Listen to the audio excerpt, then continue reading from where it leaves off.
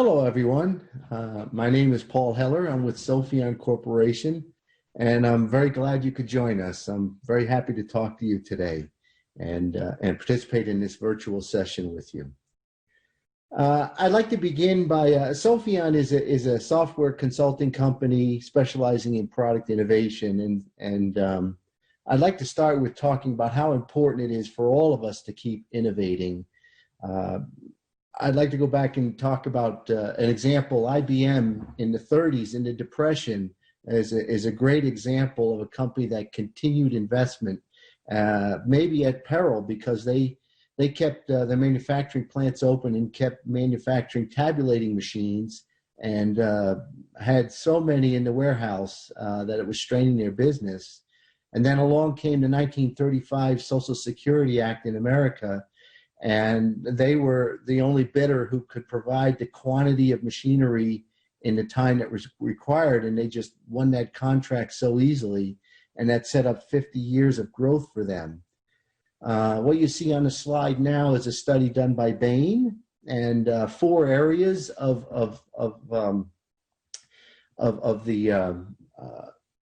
why it's important that the winners who did these investments outperform the losers. And you can see the chart on the left by how much. And a couple areas that are relevant to us. One, they restructured and simplified but kept their core.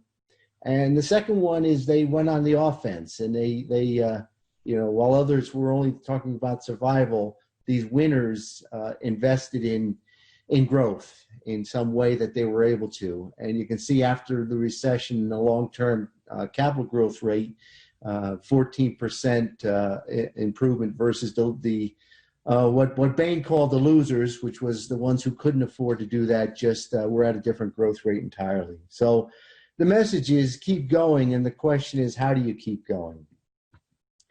So one of the things that a lot of companies are doing is looking at their products, and the message is stop. Don't keep developing products as is. You really should stop and take a look. These are not tunnels where once we start product development, we should continue on. For those of you that might have a gated process like the one up top, push back to an earlier gate. Actually remake that business case investment decision, remake that decision to fund product development, or remake a decision to go into validation. Go back and redo those financials. If you use scorecards, and we'll talk more about those in a little bit, go back and adjust those scorecards and have those necessary conversations. Because remember, a gated process is as much about killing or putting activity on hold to free up resources for better opportunities as it is getting through a process and getting to market. So let those best projects filter up to the top is key message there. From a portfolio standpoint, really go back in and evaluate those products that are in the portfolio, in fact, all your initiatives, ideally with some kind of updated assumptions. Now, a lot of companies are doing this right now out of emergency, and the first thing they're evaluating is products in the market. Some people call that SKU rationalization or product rationalization, and the focus right now is for all the products we have in the market, let's focus on profit. Let's build up a little bit of a war chest so that we can survive a downturn that might be coming that's even worse than the one we're in. And then after that, they focus on their strategic products that are in some kind of state of development. And when you do this, my advice is bring in the right people, because we're going to have to use a lot of intuition now. When we look at our product lines or our brands, it's not the old rules that are going to apply anymore. So we'll have to have intuition. And yes, reallocate funding, reprioritize, but consider the cost of change to your business. In other words, you just can't turn it upside down. That's also not a good thing. But those scenarios, those what ifs, those what if we switch around longer term horizon and shorter term horizon, and make that investment decision on where to put the investment. And ideally strive for some kind of continuous process, because as we all know, these conditions keep changing around us. Every week it seems like something new is happening. where I am in the United States right now, and many of your countries as well in Europe are looking at how they're going to open up. And some may open up and some may close again. None of us know where that's going to go. So some continuous process and try to make small adjustments as those conditions change. I'd also like to encourage everybody to look at their processes and modify them. So while we may have been very comfortable with project plans to bring innovation to market and make it real, we might want to shift to more agile thinking, looking at, well, what's the work to be done right now, and how can we focus on the outcome as a team as opposed to being just totally looking at our project plan to drive us forward. And we may have to all look at how we can help each other get work done in a collaborative manner. So that bringing that agility into the process. For those who are the decision makers, looking at them and saying, how can they participate virtually? How can we propose decisions and have them vote or have them approve those decisions virtually, as opposed to having to get them all together? If anything, we know that a lot of those folks are extremely busy right now, dealing with a lot of different aspects of our business. So trying to get a meeting together for an hour to talk about a product approval decision may not be the best way to go. And really think about how to use those virtual collaboration tools that your company has. And I'm showing Microsoft Teams here as an example. It's the one we use inside of Sophion. But just on Monday, we had an email train. You've probably all experienced this. Somebody wrote an email. Somebody else responded while I was making my own response. So I didn't see their response. I wrote my response. Then the first person read, the second person read, and we were all just talking on top of each other because of how slow email can be. And I just said to everybody, see, this is a perfect example of why we need to use, in our case, Microsoft Teams, because it allowed us to just see each other's responses and even alter what we're talking about while we're writing it. So whether it be Teams or Slack or any of those collaboration tools that are out there, really try to bring those in. If you're using Teams, set up a team associated with a development project. It's a great way to collaborate on that development project in ways you haven't been doing it before. One of the advice we're talking to customers about is how to look at your products and your portfolios when you really don't have a lot of data. So traditionally, Scorecards was a great way to go, and we would look at things, rate things from a scale of 0 to 10 on likelihood of technical success or likelihood of commercial success. Now I think we need a new scorecard. Now it's about, well, what are our suppliers and what's the likelihood that they'll be there? Delivery, production, distribution. Will our customers be able to buy our product? And making scenarios such as the pandemic lasts for 6 months, or we lose our Asian supply chain, or customers in Europe are unable to buy, etc. So those scorecards can be a great way to deal with imperfect information when you're just trying to get consistent evaluation across multiple alternatives. Going virtual, very, very important. Take as much as you can and make it virtual. So really drive that speed and agility. Get that global, local thing going. Try to get engagement, real-time data, dealing with real-time data, real-time opinions, not waiting for meetings to happen to be able to get together on things. And the last part is I'd like to talk about just a few minutes about co-creation. So when if maybe it's with your customers or with educational institutions or with other companies, you can see on the chart here a recent survey by Innovation Leader that more than 90% of the people out there are doing some kind of ecosystem co-creation. But it's different now, and you can't get in front of your customers face to face like you used to. Yet on the other side, everybody is getting way more comfortable speaking and talking and participating digitally. So that's a great opportunity. Startups, if you're working with startups, they have much more rapidly adopted digital technologies than many others. They may be ahead of your company. So consider leveraging their infrastructure. But keep an eye on IP, right? Because you may need to spend more time digitally in their lab than physically in your own lab. And you got to consider what the implications of IP are around that. Educational institutions are a little bit more challenged, maybe moving in here at different rates. So whether you use your infrastructure, their infrastructure, somebody else's infrastructure in co-creation, it's all open game right now. Your own IT group may not be ready to open your collaboration tool, whether it be Teams or Slack or something else, to outside partners, but perhaps your innovation tool might have some capabilities to do that in a secure way. So just take a look at all your tools and think of how can we securely still co-create without getting together in the same ways we used to get together. And with that, I think my 10-minute time slot is up.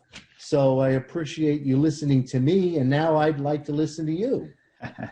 Thanks, Paul. I mean, I think you covered a lot in just 10 minutes, and I know the assignment to keep it within 10 minutes is a difficult one. So for all of you on the line, share your questions, please, in the Q&A box. That's easier for me to sift and sort through. Paul, if you don't mind, let me just start. We had one of the opening sessions, I think, the question was raised, and I think it's one we might forget in the urgency and immediacy of things, but what do you think the role of the innovation function is in this crisis for the next, let's say, 6 to 18 months? Yes, Hans, it's a good question.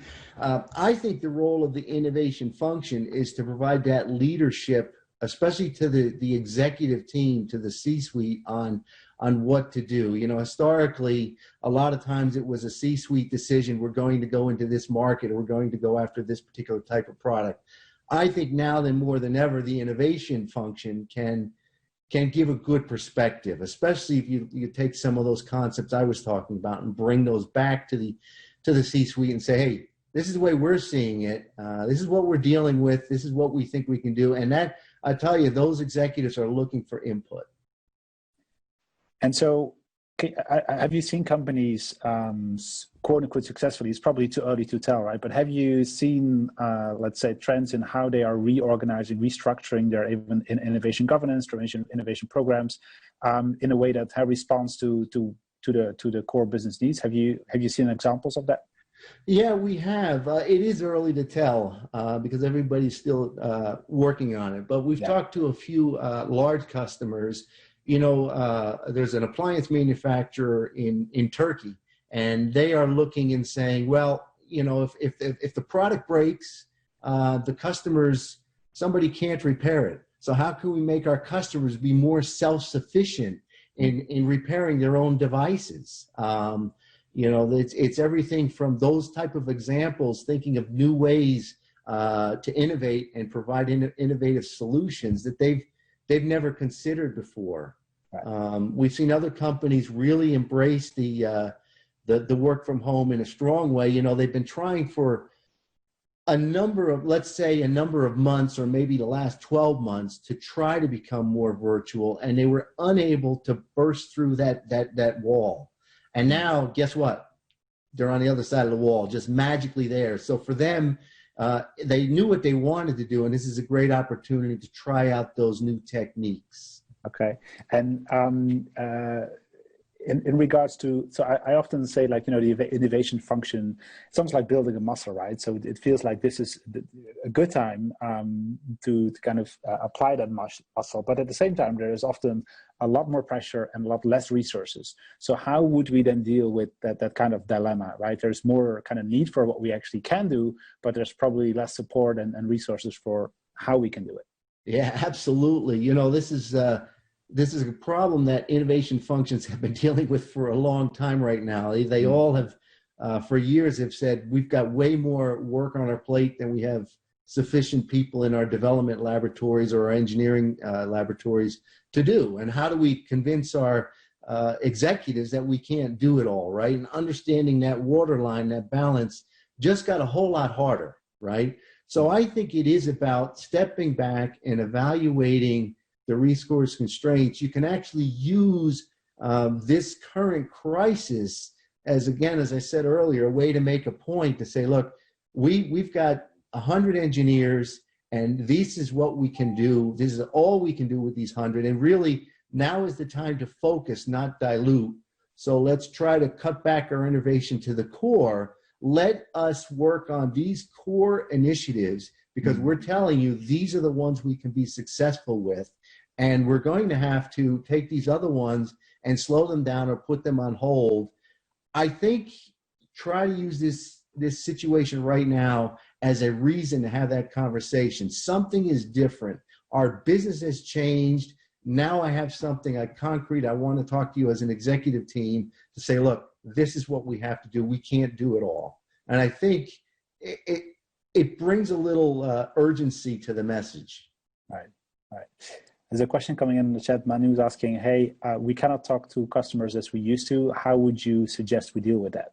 Yeah, absolutely. It's a number one priority. So, use the digital tools, use the products like we're using right now. You can conduct your even virtual product demonstration sessions. You can hold up the product. You can show pictures of the product. You can 3D print something and put it out there, or mock up, if it's a software product, mock up those screenshots, get them out there. You'll find, as we're starting to see, that was hard to do before because customers were uncomfortable talking in the way we're talking right now. They didn't like it. They weren't used to it. And now I think everybody's forced to do it. They're much more comfortable. They may not be willing to share their screen, their camera, okay, but they will participate. The other thing that's happened is, because we're all virtual, it's a lot easier to talk to each other than when we had a lot of people in the room and maybe one or two people virtual. The balance was just all off.